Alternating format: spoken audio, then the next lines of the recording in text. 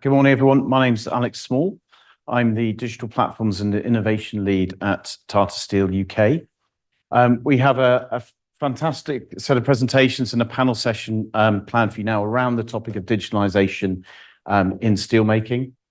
We have three eminent experts in their field. I'm sure all of you know Cinzia Giannetti, the Associate Professor of Mechanical Engineering here in Swansea. Michael Auinger, Associate Professor for Materials Modelling in the University of Warwick. And online, hopefully, if he can hear us, is Hector Basalto, who's the Professor of Metallurgy in the University of Sheffield.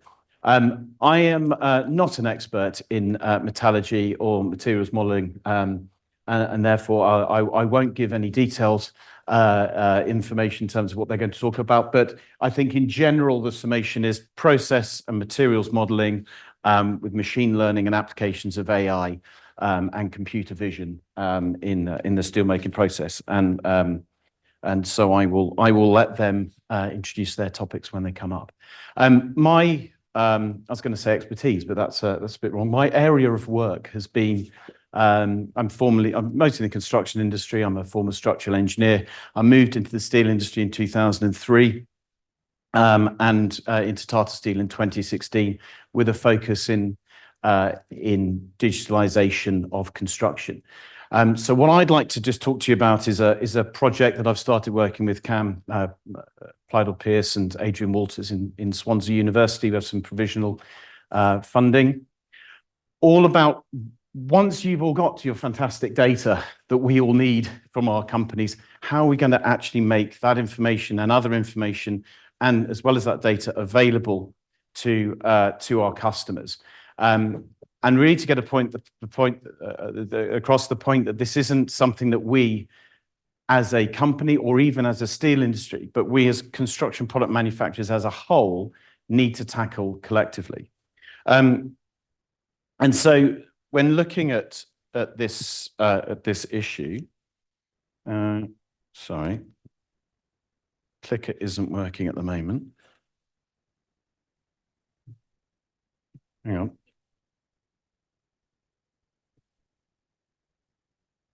It's probably because that's on there. I think. Perfect. Okay. So when looking at this problem, I looked first of all at other industries, other sectors. How do they make their data available and structured? And if you look at, if you're a bit of a nerd like me, I've always wondered how you can go onto booking.com and Trivago and all of these different websites and see exactly what a train time is from Outer Mongolia to Shenzhen or something. So, you know, there's incredible amounts of data that flows in between all of those bed and breakfast and hotel and hire car and airline companies and all the companies that use it. And the way they do that is they have some hubs, some connection points that sit, commercial hubs actually, that sit in the middle, in between all of those companies with their systems on the left-hand side and all those companies with their systems on the right-hand side. And that controls the data structure, and that controls the interoperability and the rules. So that if you want to know if breakfast is included in your rate on booking.com, it will be the same on Expedia, it will be the same on all the others, and they all follow the same set of rules. In the construction sector, and I'm afraid this is going to be mostly around the construction sector, we have a whole load of companies that want all our information, and we have a whole load of construction product manufacturers, and we have a few very complicated international standards on data dictionaries and product data templates and other rather complex things, but we don't have anything that links us to them. And the fundamental problem then is that if an architect wants to know, does that installed product have the performance characteristics I want? Can you send me the cert? The whole industry goes, oh, I've got no idea. So how do we make all of this information available? And the fundamental problem here is we've got 24,000 construction product manufacturers in the UK alone, where 17,500 of them employ less than 10 people. So how do you move an industry collectively in a direction to enable the digitalisation and the single structure and flow of information from all of us? And so to sort of frame that problem as well, booking.com doesn't link individually to every company. And in the same way, we can't link digital link via APIs into every single organization that wants our information. That's every single government department, every construction client, every contractor, every In the automotive sector, that's every OEM, that's every further tier in the supply chain. We have to do that would cost us a fortune. To manage that from end-to-end monitoring will cost us a fortune, potentially millions, if not tens of millions of pounds a year. And so what we're going to build, and we're going to build this first for the construction industry and then hopefully for other sectors after that, is this central hub. So that all construction product manufacturers have their own data and their own systems. They link to a central hub that controls the structure. And then anybody that wants manufacturer's information just has one digital link into the hub using global identifiers for products. So we're not talking here about pre-finished materials, we're talking about finished products, which is why we have to work as a supply chain. And so if we want to, for example, we have in a few years' time going to have the mandation of digital product passports and digital materials passports. In order to access that information through the hub, people just will need to have the global identifier, that GTIN, using GS1 standards, and the data set that they want. They can do a call to the hub. The hub will know whose database, which manufacturer's database to go and get that information from, and pull the right data, structured in the right way, which will then be mapped and sent back to the person that requested it. This will enable us to have trusted information for embodied carbon, for all of the work that you're doing in terms of production data. It will enable us also to do potentially checks to certification companies. Is the declared fire performance that we've put in our data systems, is that correct? Do we have the certificate number? The hub can do a check potentially to a certification company. We can also, and this is where you were talking, Claire, earlier about sort of data through the data through the supply chain, reuse information, etc. We'll be using project-specific product databases in construction. So you've got a 3D model of the building, let's say. We'll have there'll be a building logbook associated to that project. And we can, when products arrive on site, you can scan those products. You can pull all of the information from our system, everything that's allowed by that company to be accessible by that company, by that user, and you can start to populate that project-specific product database. So it's then locked in somewhere associated with the building where the product is in, or the infrastructure project, or potentially the car. And then at the end of life, you can expose that dictionary or that database, sorry, with all the information in it to a reuse marketplace. And there are many being built around the country, so that all of that information, plus all the use of all the information about the operational performance of that product in use, can be pulled through and transferred to the next owner. So, so that's the idea. We've started the project now.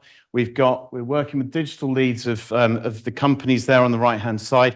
For those of you that aren't heavily involved in construction products, that's probably 10, 15 of the largest construction product manufacturers across Europe. Hopefully, with us, that means that we are a big enough mass of the market to pull the rest of the company with us.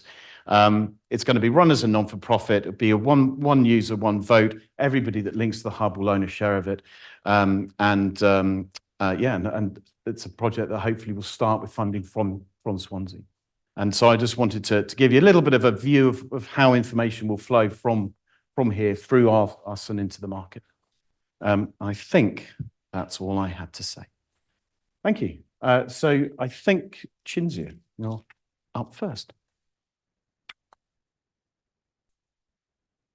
Okay, so nice to be here. It's very exciting for me to be here to give this presentation today. For those you don't know me, I am Cinzia Giannetti, professor at Swansea University. I'm also one of the co-I in Sustain, working in the Digital Innovation Hub, Data Innovation Hub, with Professor Arnold Beckman. So what I'm going to do, I'm going to present some of the work we are doing in this context. And I need to say, I'm not a metallurgist, I'm not a material scientist. I am more a data scientist, in particular my expertise in digital manufacturing. and looking at the adoption of AI and digital technologies. So I've become in the last 3 or 4 years becoming more and more fascinated about the steel industry, as it offers great opportunity for improvement through better use of the data. So this is some of the example of the work we are doing. So this is how we have organized this presentation, starting from an introduction, what is big data analytics in the context of steel, and then I will present 3 case studies looking at a different range of technologies and adoption of AI, and then a future outlook. So some acknowledgements. So these are in the presentation today. I will be presenting work that has been done by Callum, Rob, and Roland. In the team, we have got also Connor, who is doing some work on the blockchain. And because of the time, I didn't have the time to present today. So I concentrated more on the AI side, and Arnold and Cam also working together with this. Just one thing before I start, I'm also a co-lead of the Materials Manufacturing Research Institute here in Swansea. So we are driving research and innovation in materials and manufacturing. And of course, digitalization of manufacturing processes is an important theme. So if you want to connect with the Institute, these are the details. And of course, we are doing this work in terms of the smart steel processing, Grand Challenge 2.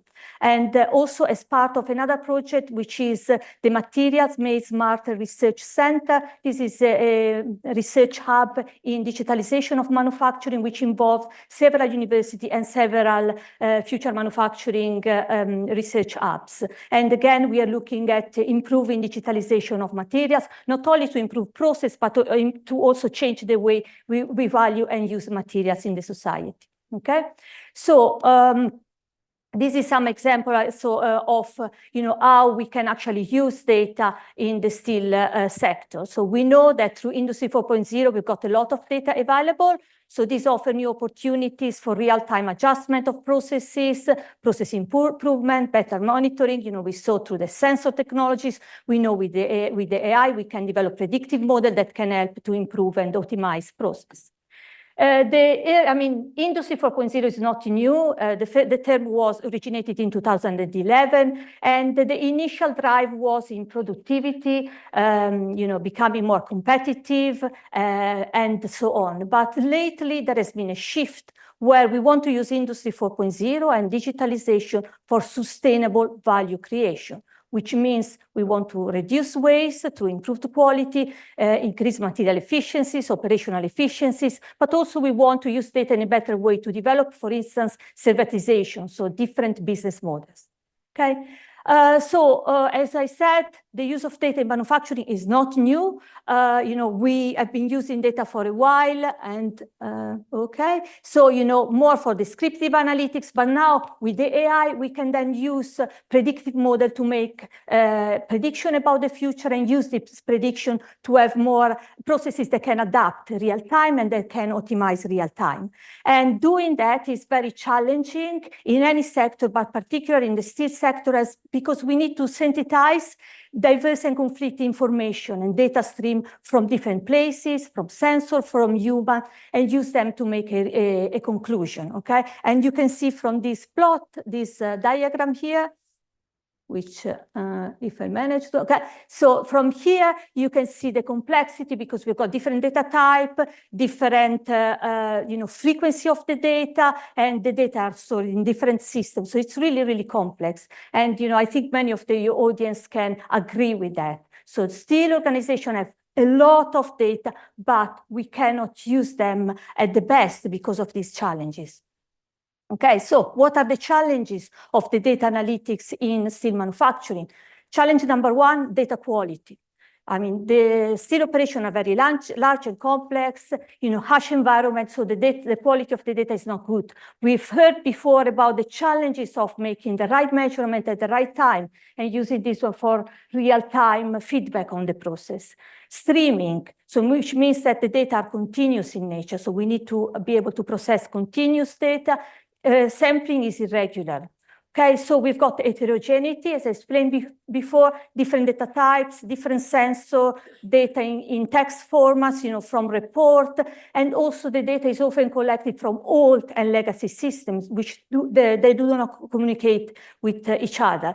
And then we must not forget that steel is knowledge intensive. So we are relying on the knowledge of operators, and we need to have better ways to be able to integrate, this knowledge within our decision making alongside the data.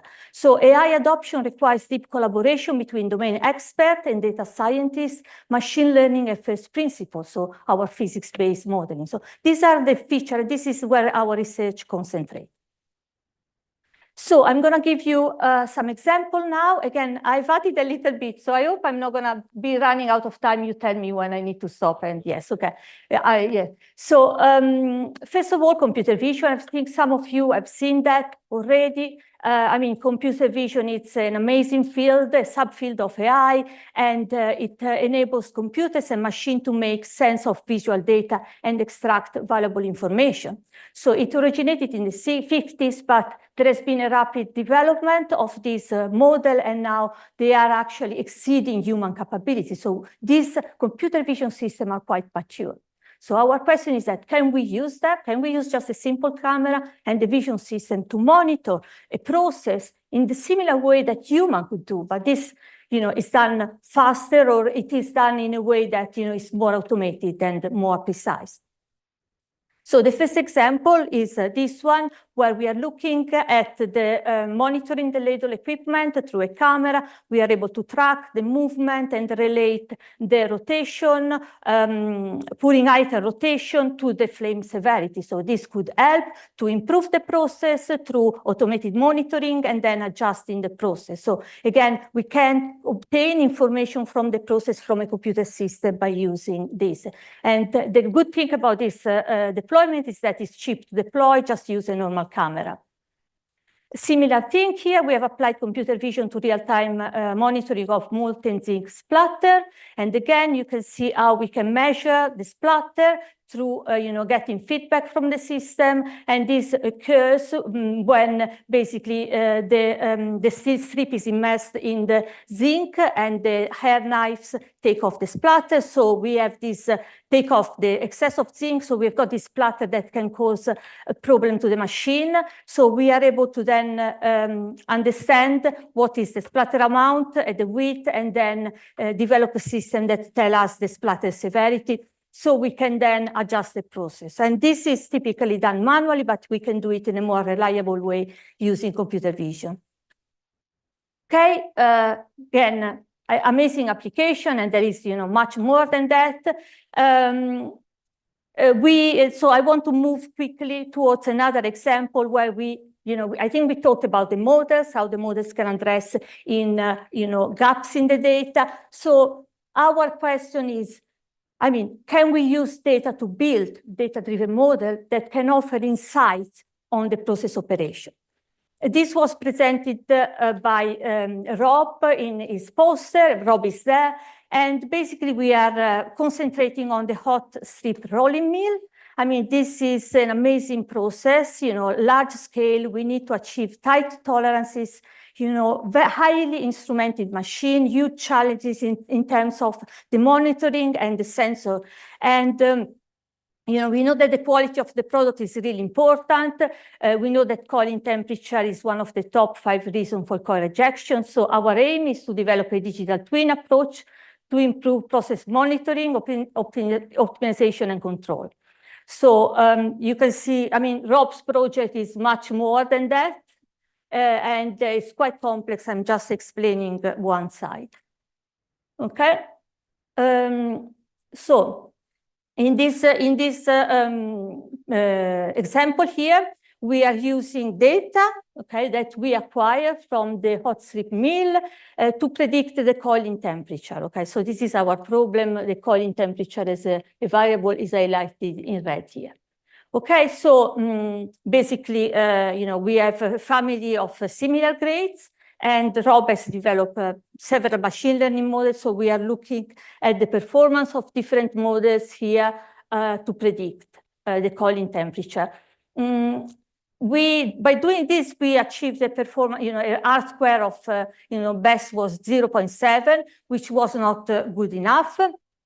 And basically, Rob, by looking at the data, understood that it's better to do this one to a 2-step process. So, I mean, for those who know that this IP3 is an intermediate temperature. So we predict the IP3 first, and then we use a prediction to predict CT. So this is better result. So we have a stable model, okay? And so by doing so, you know, we are happy. We found a good model, but you know, we tried with different grades, and so we looked at, you know, understanding how this model would perform with different family of grades. And I mean, this is I'm not explaining how to, you know, how this plot is done, but you know, the idea is that if these are different group of grades, families. Basically, if we are in this straight line here, means that the model can predict well, but if we are outside here, the model cannot predict well, which means that maybe this family of grades, you know, we don't know, maybe, you know, we have not enough data, or we have perhaps the production is, the process is less efficient, okay? So what I wanted to say is that, you know, it's really, you know, this modeling help us to understand, for instance, differences between the process performance, okay? So we are currently investigating this. Okay. How much time I've got? Okay. About 3 or 4 minutes. Okay, yeah.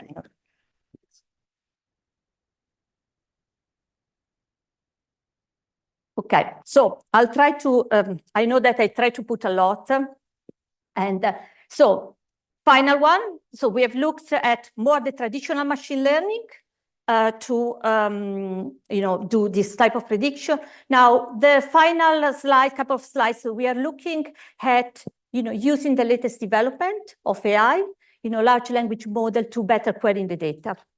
So we basically explained, you know, digital material passport is really important to track material to process. And therefore, you know, we need to be able to integrate different data sets, you know, this digital material passport, this digital information about the material life cycle. In order to do that, we need to integrate data across the product life cycle, which involves integrating data sets from different places. So we are doing some work into standardizing the way we can, you know, describe this data set through ontology, which basically is a way of representing data and the vocabulary and the relationship between the data. You know, this is kind of some work around that. And we use this data to be able to integrate the data set across, you know, to be able to link all the different data sets, because now we've got a standardized way of accessing the data. So this was our initial work. And then ChatGPT came along, and, you know, everyone is very excited. So once we've done that, our question is, can we actually use ChatGPT-like system, you know, large language model, to be able to query the data in a more human-friendly way through natural language, okay? So we've got this ontology, which enables us to understand the data. Now we want to use this query model, large language model, to query the data. This is initial work, it's not published, but we have already done some progress. So we are able, given a data set, to just make simple query to be able to access the data. For instance, tell me the digital material passport of coil number, etc. This requires integration between different data sets. So, you know, from a user point of view, this is very simple. Of course, it required to develop a framework, and we are working on this. So the question is that, can we have better access to data through, you know, natural language queries? And yes, we can do that by using this latest development, okay? So I know I've gone a little bit quick, and I've tried to squeeze a lot of things, but I just wanted to give you a flavor of all the potential application of AI, from different things, from querying the data to, you know, better monitoring of process with computer vision to building digital twins. So there is a tremendous opportunities, and we would be very happy to work with anyone interested in this domain. So this is where, you know, data science meets steel. So we are there to work with you. And knowledge intensive manufacturing needs not only the data, which can be available to sensor, but also the capturing of human knowledge and explainable decision, so we can leverage on this and help to develop more sustainable manufacturing processes. So I close with that. I hope I didn't go too much over my time. Okay, good, great. Okay, and that's it, I think.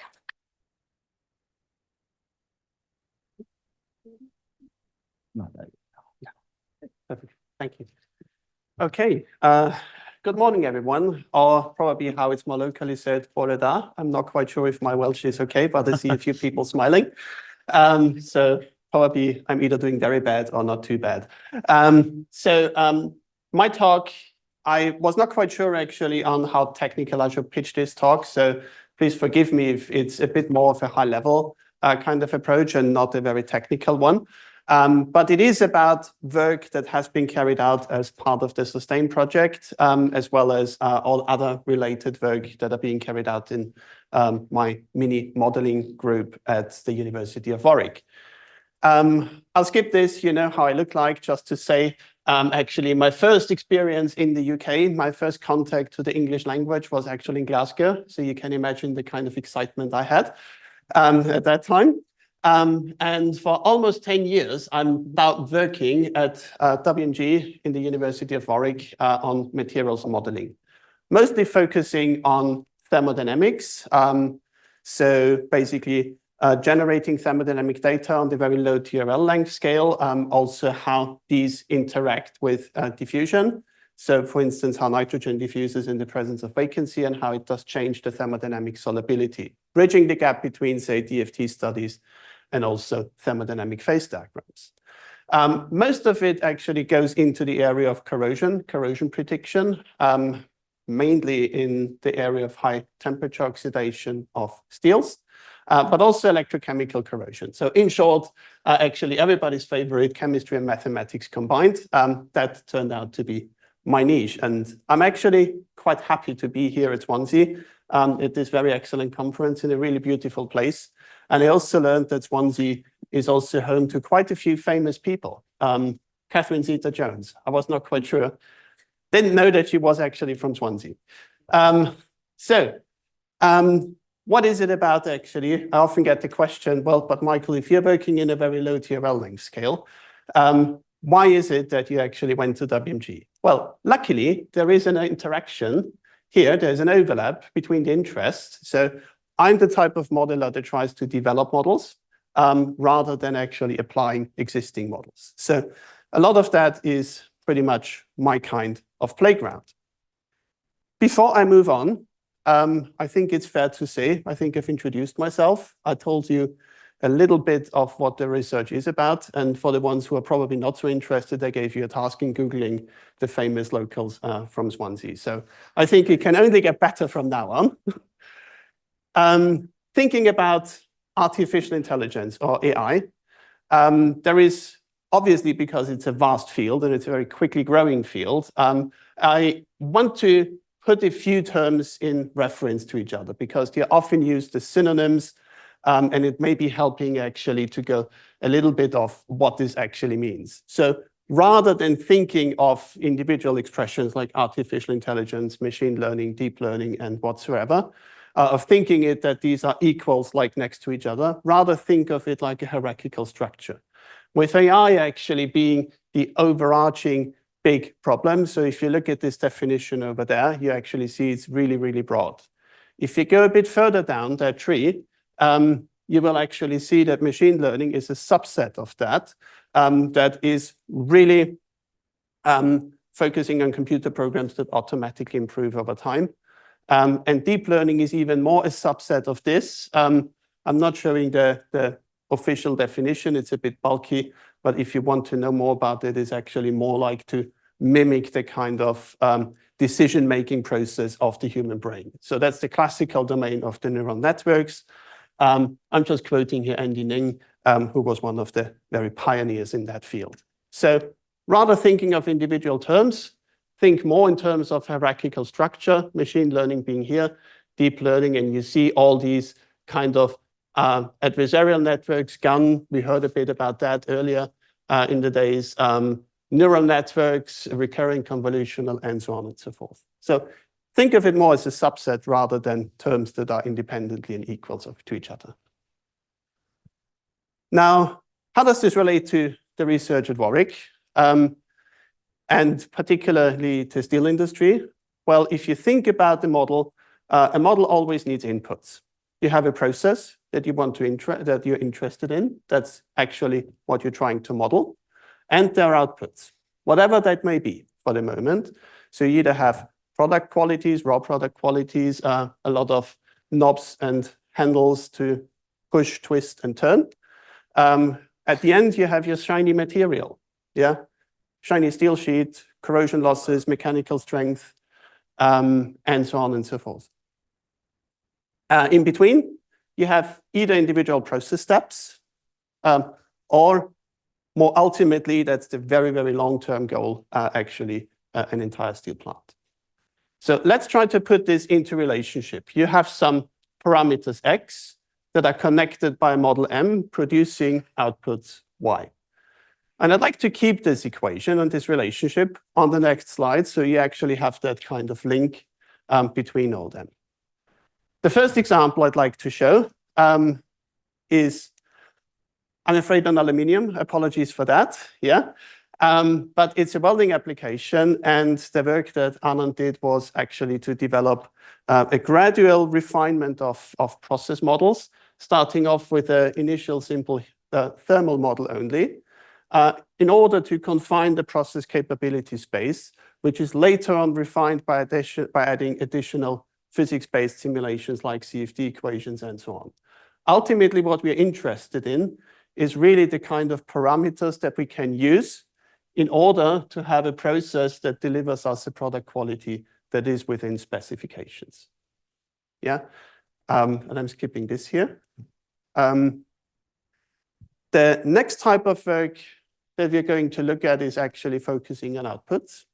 So we heard a lot about modeling, we heard a lot about sensing, and so on and so forth. But what we haven't heard a lot about that is actually there is, of course, an inherent uncertainty in all these parameters. If you measure temperature, it's not 25 degrees, 0.000, and so on. It always fluctuates within a certain bound. And this is what makes sometimes a model very difficult. If the modeling time takes a few seconds, it's not a problem to run 100 times the simulation and see how the variation works out. If one simulation is a 50-minute CFD calculation on compressible fluid dynamics of a reacting flow, like a burner flame, you very quickly reach the limit of your computing power, and you're actually really more focusing on elaborated techniques that give you this kind of polynomial. I'm afraid it looks a bit bulky, but it is a very handy expression because this polynomial describes the fluctuation of the peak temperature in a flame as a function of the variation of all the input parameters. Yeah. If this example is a bit too alien to you, well, hopefully a Tata Steel's reheat furnace model will actually be a bit closer to your heart. Keep in mind that there are 150 parameters, so a lot of variabilities that you have to analyze here. Yeah. Being able to predict the slab discharge temperature with a quite certain accuracy. Interestingly enough, if you're looking at other properties like oxidation, oxide buildup during the reheat process, you have a much, much bigger spread, which actually indicates that more research is needed in order to understand that. Ultimately, it doesn't come down to improving the throughput, but improving the throughput by minimizing the losses due to corrosion. So in other terms, the tonnage of steel that can be sold, rather the tonnage of steel that can be forced through a process. And I should say actually with the Monte Carlo approach that Marx is working here, has been working, he's actually graduating next week, we could achieve an improvement for the CFD process by a factor of 100.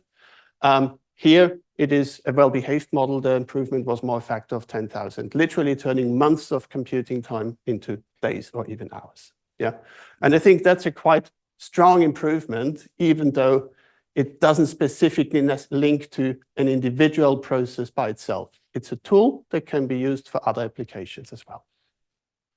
Surface oxidation, and I'm conscious that I'm not talking too long.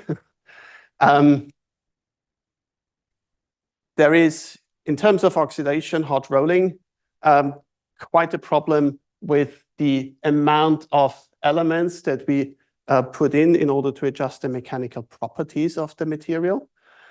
You have an oxide buildup. So if that oxide scale is actually forming at the surface, it can be easily detected. Yeah. If it forms underneath, it fails to be detected by visual inspection. So you need more maybe electromagnetic sensors or something. But if you just look at it from an optical inspection, you get a shiny metallic substrate, almost like, and the material will pass through an annealing line. And you will actually, if you later have in a forming process, that oxide layer will break off and you end up not just with a very rough surface, but also a terrible finish for your formed parts. If you look at it from a mathematical perspective, you have a diffusion system, aluminium in this case diffusing outwards, oxygen diffusing inwards. David is actually looking at the interplay between silicon and boron. So not just this example here, but there is the increasing complexity of oxides that form at the surface and block the oxygen uptake as the oxidation goes on. Yeah. Interesting enough, you might think a diffusion equation with such a boundary condition, there must be a solution. I'm afraid it can only be solved numerically. Yeah. So there's no analytical solution to that, but it is a very important and necessary problem to understand actually the enrichment of oxide scales and oxide underneath the material as a function of time, not having this dangerous buildup of these internal oxide bands. So what David is doing, he's working on phase field simulations to simulate oxide growth, as well as analyzing that experimentally, and I'm not quite sure actually if the video works. So what you will see is actually that there is an oxide that's gradually covering the surface if the video starts. It's a very sudden process, yeah, but we're trying to actually determine the kinetics, map them against the phase field simulation for oxide growth. And ideally on the long term, in David's study, we are looking at how silicon and boron affect this kinetic behavior, but this might be important for other steel compositions as well in general. In terms of visualization, of course, we are not working so much on the visualization in this very depth as Cinzia is doing.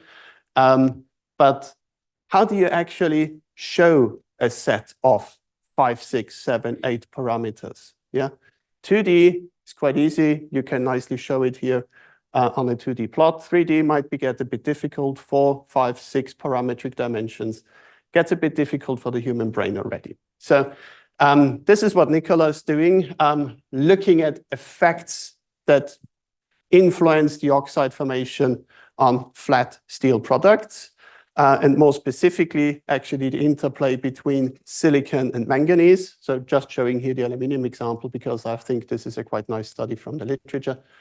And Nicola is producing these very beautiful oxidation maps, not just telling you under which conditions you actually form what type of oxide, but also, according to the Wagner criterion, whether that oxide is forming at the surface or expected to form inside the material. Yeah, and this doesn't only work for 2D, of course, this works in multiple dimensions. Yeah, another area that Nicola is working on, because sometimes oxidation data of industrial grades is very sparse, or if you look to an entirely other application, that parametric space might be even less explored. You might say, actually, you run a few thermocalc simulations in order to get that information. But using synthetic data, Nicola could achieve an agreement of 97% if you just used 10% of the original data. I think that's a quite remarkable achievement for this particular case. Of course, if you're analyzing another process this way, your mileage may vary. Yeah. Good. And I think I have to hurry up. Finding an optimum, again, multidimensionality, you have a lot of parameters. How do you optimize that? Yeah. If your brain has problems to comprehend an 8-dimensional parametric space, how on earth are we going to deal with 120 parametric space to find an absolute optimum of a process? Yeah. So one way, of course, is the dimensionality reduction. The other one is to use machine learning, in this case, supervised machine learning, both for regression as well as for clustering, in order to find the minimum and maximum of a process model. So this is based on a master's project, but Johan is doing an excellent work, which I think actually deserves to be mentioned here.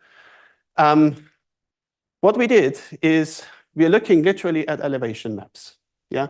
So height maps. I gave her the task, can you give me an area of a mountain, of a deep valley, and a very complex shape? And that's what she ended up with. A mountain in New Zealand, a crater in Arizona, and a very rough area just outside of Idaho. See it rather as parametric maps, X and Y coordinates that have an elevation at the top. And for the mountain, of course, we want to find the peak. So we are converting this into parametric spaces. And this can, of course, also be something completely different. So for instance, actually the pressure buildup for a intercooler process. Yeah. The conversion rate of oxides or the production of metal in a blast furnace model, or both combined. And what she does is using these regression-based algorithms in order to determine the energy landscape in a proximate way and very quickly find the optimum. Demonstrated for 2 dimensions because it's easy to verify and test. That's necessary for an academic study.